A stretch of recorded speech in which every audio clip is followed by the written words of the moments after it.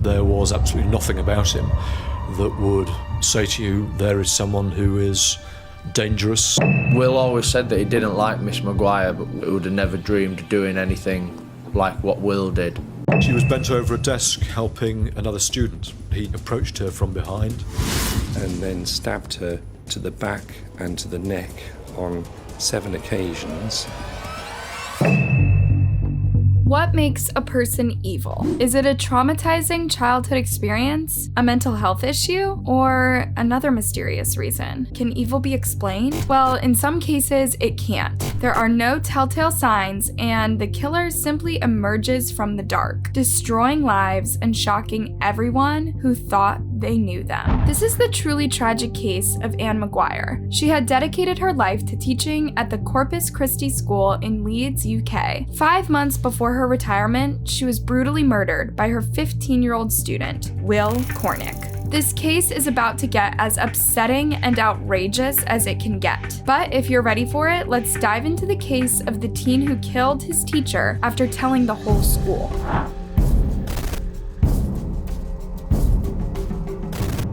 This story begins in Leeds, in the northern part of the UK. One of the most famous cities in the country, Leeds is known for its many historical moments, big university, and sports teams. In 2014, it was the home of 61-year-old Anne Maguire. She was a devoted teacher and a happy mom. She had been married to her husband Don for 37 years, and they had 2 grown-up daughters, one of which is the Royal Ballet soloist Emma Maguire. Anne had adopted 2 more children. But she also adopted her sister's 2 sons, I think back in the 1980s, when unfortunately her sister died. Everyone who knew Anne spoke of her immense kindness. She had made it her mission to help others in the best way she could. This also applies to the Corpus Christi School, where she had worked for 4 decades. What makes this as tragic a story as you can imagine is that Anne Maguire wasn't just a teacher, she was a stalwart of a whole school community. In the spring of 2014, Anne was helping 2 cases revise Spanish for their GCSE exams. On April 28th, Anne was stabbed to death by one of her 15-year-old students, Will Cornick. During the Spanish lesson, he got up from his seat where he'd been working, took out his knife. Cornick had a 21-centimeter knife hidden in his backpack. He took it out, hid it in his sleeve, and walked over to the classroom where Anne was teaching. Anne was bent over a desk helping one of her students with her work. She was bent over a desk helping another student. He approached her from behind and then stabbed her to the back and to the neck on 7 occasions. Cornick used an extreme amount of force, to the extent that he cut Anne's jugular vein as she was running into the hallway to save her life. The savagery of this attack and the calmness on the build-up to stabbing Anne Maguire shows his hatred for his teacher. He was totally calm and he wanted to enact the most severe pain he could on Anne Maguire. This shows that this was a personal attack. He wanted to cause pain and nothing was going to stop him. Anne ran into the hallway screaming for someone to come help her. A colleague rushed to her aid and pushed her into a room. She then blocked the entrance to the room while Cornick was trying to get inside and make sure Anne was dead. When he realized he couldn't enter the room, he calmly returned to his classroom and pulled a Jack Daniels bottle out of his backpack. He wanted to celebrate killing his teacher. But before long, another teacher came into the room, grabbed Cornick, and took him down to the reception, where the police arrested him. Meanwhile, Anne was taken to a hospital and given emergency treatment, but she died within a few hours. Anne Maguire was given emergency treatment, taken to hospital, but unfortunately I don't think there was very much they could do. The injuries were absolutely terrible. I think the first paramedic on the scene said that they were some of the worst stab injuries that they'd ever seen. The news spread quickly throughout the school, with the students and teachers in utter shock over what they had seen. Why had Will Cornick done this? Everything seemed absurd. Will Cornick was born on June 26, 1998. He grew up with an older brother and a younger stepbrother. When he was 6, his parents split up, but there wasn't any violence or verbal aggression between them. Will had been brought up in the Leeds area. by a family that were a very close family, very loving family, and a very supportive family. There had been a divorce, the parents lived separately, but they were both very responsible people. Will's parents described him as a calm, loving child who had great relationships with both his brothers. At school, he had great marks and a 100% attendance rate. He was a young person who was bright, intellectually able, and in fact had undertaken GCSEs a year earlier than otherwise he would have done. In 2013, Anne herself had written Will's report that he was a bright and conscientious student. In fact, there were absolutely zero signs that he would go on to become the first pupil to kill his teacher in the classroom in the UK. He had a few friends at school, and none of them suspected what was going on in his mind. I was in the same English and maths as Will. He seemed normal. He wasn't my type of person. We had different tastes for things, but he just seemed like another normal kid in my class. Will could be a bit shy, sometimes keeping to himself and generally not speaking much, but these aren't red flags. They're completely normal ways for a teenager to behave. Being an introvert is not a crime. Normally, as a psychologist, when looking at children who murder or commit serious violence, I would expect to see telltale signs. Things such as an unstable environment. There was absolutely nothing about him that would say to you, there is someone who is dangerous. The only unhappy moment in Will Cornick's life was in 2013 when he was diagnosed with diabetes. He took this hard, as this meant he was unable to join the army, which had been his childhood dream. Apparently, he even began self-harming as a reaction to this bad news. Before long, Cornick started taking out his hatred on his teachers, especially on Anne Maguire, who he disliked from the get-go. Will always said that he didn't like Miss Maguire, but we always thought it was just the normal dislike for a teacher. There was teachers that I didn't like, teachers that other pupils didn't like, but would have never dreamed of doing anything like what Will did.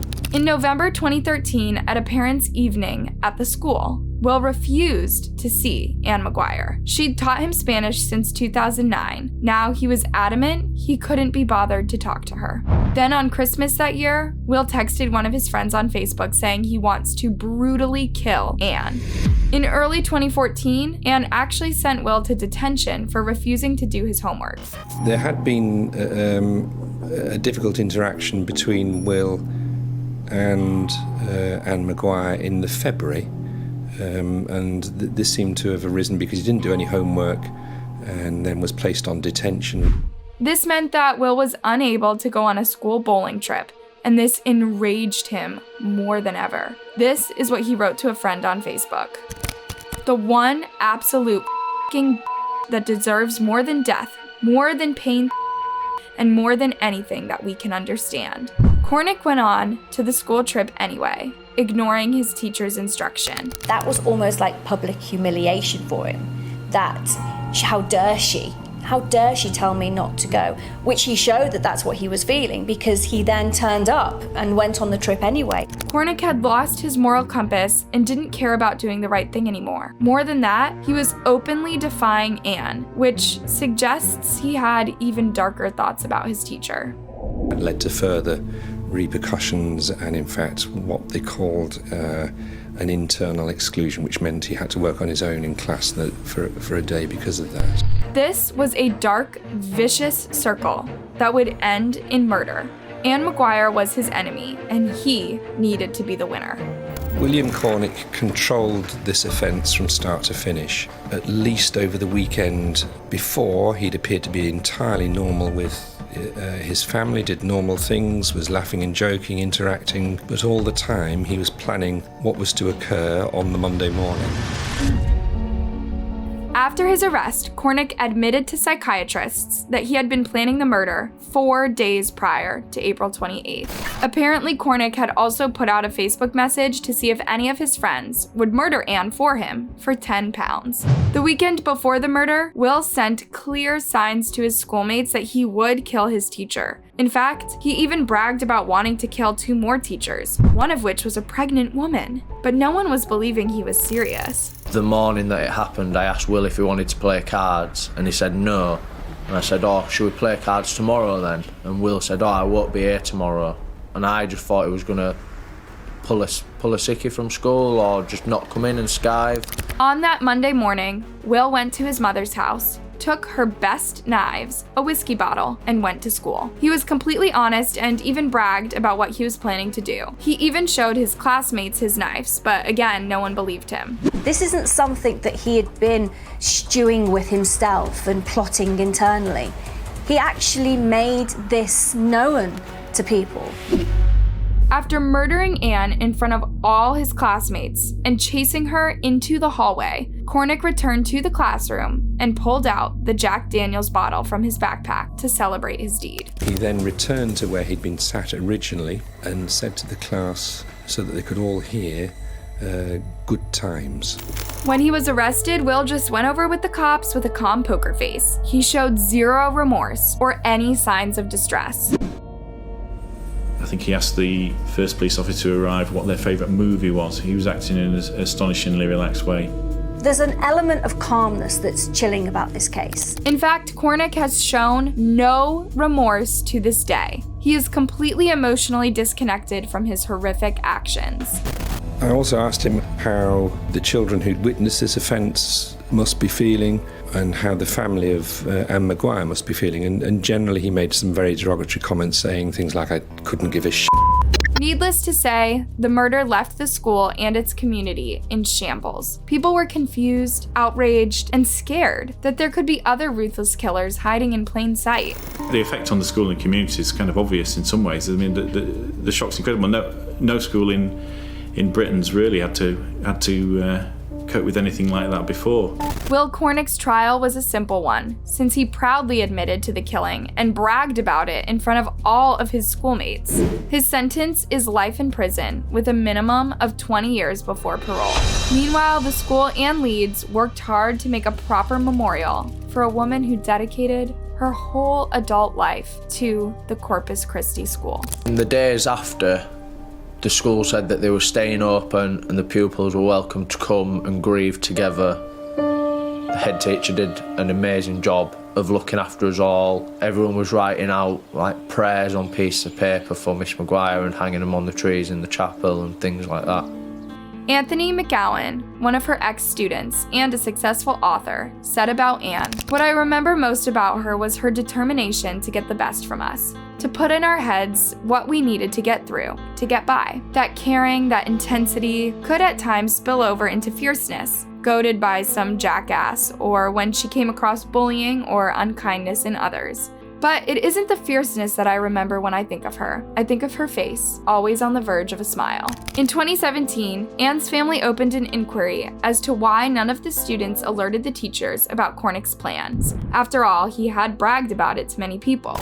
Detective Superintendent Nick Wallen, who led the investigation, stressed that it is not on any of the students' shoulders that they didn't believe Cornick at the time. It would be wholly wrong to sit here and raise that perhaps all of this could have been avoided if a 15-year-old boy had told the teacher. With Cornick behind bars and Anne's family barely recovering from the tragedy, it remains deeply disturbing to hear his horrific stance on his horrific murder. He said, I know the victim's family will be upset, but I don't care. In my eyes, everything I've done is fine and dandy. Will there be any closure for Anne's grieving family, or will these words haunt them forever? And that is the truly upsetting case of Anne Maguire and Will Cornick. Thank you for tuning in to another episode of Anna Solves. Before you go, why not give this video a like and subscribe? And if you can take it, why not check out our other disturbing cases? Have a good night, stay safe, and take care of each other. It's scary out there.